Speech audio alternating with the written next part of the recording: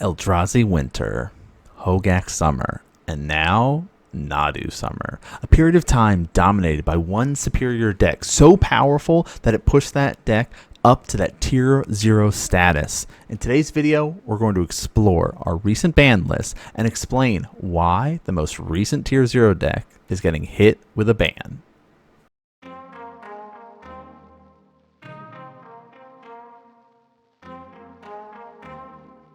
Pro Tour Modern Horizons 3 took place June 28th through the 30th in Amsterdam, Netherlands. It lined up with the release of the newest direct-to-modern set, MH3. During the weekend, we saw one deck take over the event with an astonishing 59.3% win rate. How did one deck dominate in a diverse meta like Modern? The main way the deck won at the Pro Tour was by utilizing land loops with Sylvan Safekeeper. To perform this, you would sacrifice your powerful lands like Ottawara Soaring City or Boseiju Who Endures, and you would then shuffle your library using Endurance. The final step of this process involves sacrificing your Horizon Canopy or Waterlogged Grove to draw a card, allowing you to continue to bounce all of your opponent's permanents or destroy all of their lands. This strategy was made possible with the aid of 3 permanents. Nadu, the Winged Wisdom, a 3/4 bird that allows all of your creatures the ability to reveal the top card of your library when they become the target of a spell or an ability. If it's a land card, you put it onto the battlefield. If the card isn't, it goes to your hand. Shuko, the 1-cost equipment from Betrayers of Kamigawa, will be able to continually trigger Nadu's ability since Shuko costs 0 to equip to a creature. Nadu only triggers twice per creature, so how do you not run out of creatures to equip Shuko to? Well, that's where the third card comes in, Springheart Nantuko. Every land that enters the battlefield creates a 1/1 insect, allowing you to essentially go through your whole deck. This strategy was so powerful, 5 Nadu decks made it to the top 8. 4 Nadu decks claimed all the semi-finalists, and the finals, to the surprise of no one, was won by banned Nadu. With the conclusion of the Pro Tour, many players cried out for an emergency ban, knowing that the RCQ and tournament circuit would be modern and dominated by the bird. No emergency ban came, and SCG Baltimore rolled around at the end of July with the exact same results as the Pro Tour. The 10K event had 5 Nadu players making the top 8, locking in 1st through 5th place.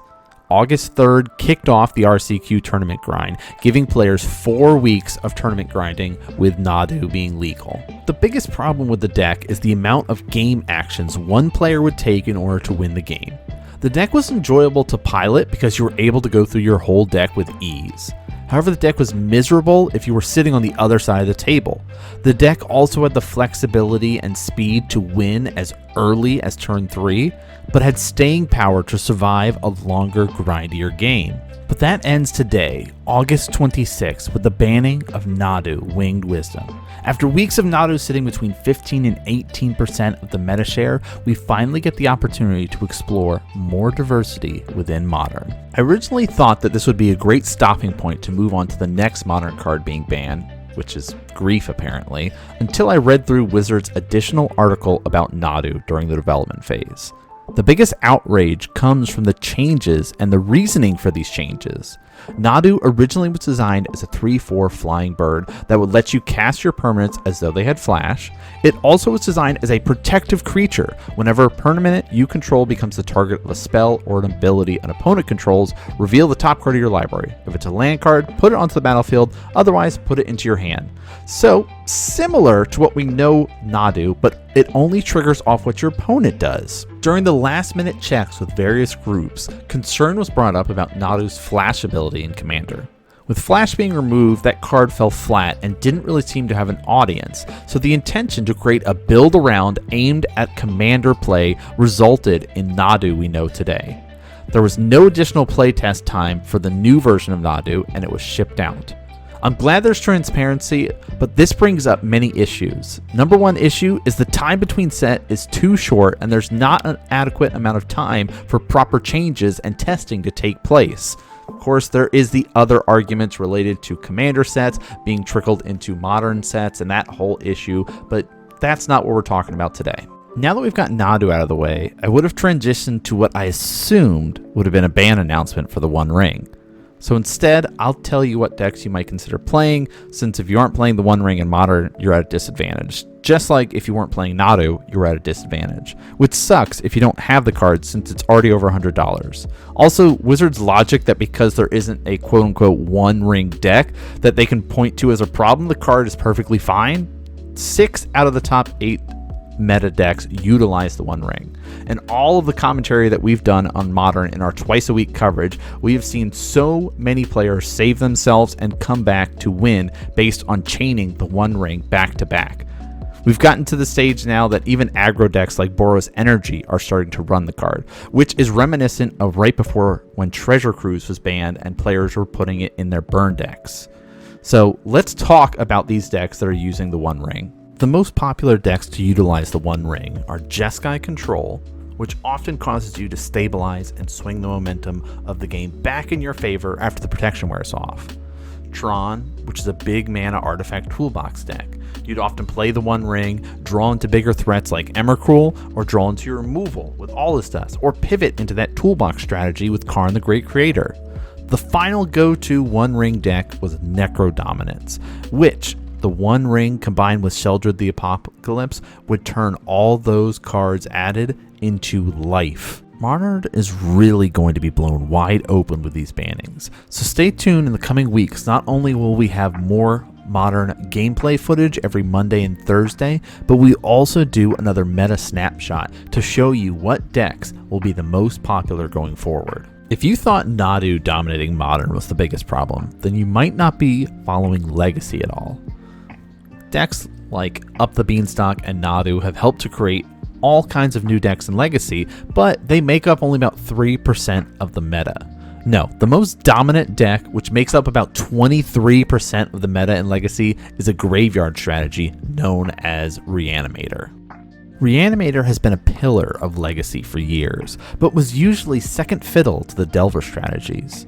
The problem and reason why it has dominated so much of Legacy comes from a free spell printed in Modern Horizons 2.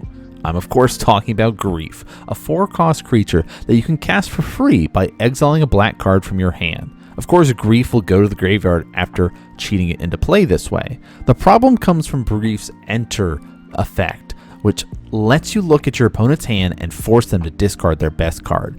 Then reanimate Grief using Animate Dead or Reanimate to bring Grief back and strip your opponent's second best card. This scam strategy became so powerful that you're always at a disadvantage against this deck. Now, there have always been top decks in the meta. We normally refer to them as tier 1 decks, but when a deck takes up more than 20% of the meta and jumps to that tier 0, that is indication of an unhealthy meta. Speaking of unhealthy metas, Pioneer was also rocking out with a deck that was sitting around 30% of the meta during Pioneer RCQ season, with Rakdos Midrange or Rakdos Vampire. Sorin, the Imperious Bloodlord, is hit with a ban, in part due to the Vein Ripper being printed, which is a super powerful top-end vampire that would run away with a game on the back of Thoughtseize and Fatal Push to be able to disrupt and clear a path to victory. The other Pioneer card, Amalia, is part of the Abzan Amalia combo deck, which was so efficient at gaining life, drawing cards, and comboing off. Apparently, players were even giving Wildgrowth Walker indestructible, causing the game to end it in a draw, as Amalia would trigger an infinite number of times. They're keeping an eye on additional cards in Pioneer, things like Treasure Crew, Fable the Mirror Breaker, but for now, they're saying let the bird fly free, and Phoenix will still reign supreme in Pioneer. I'm pretty happy with today's ban announcement. I mean, I would have loved to have seen some unbannings.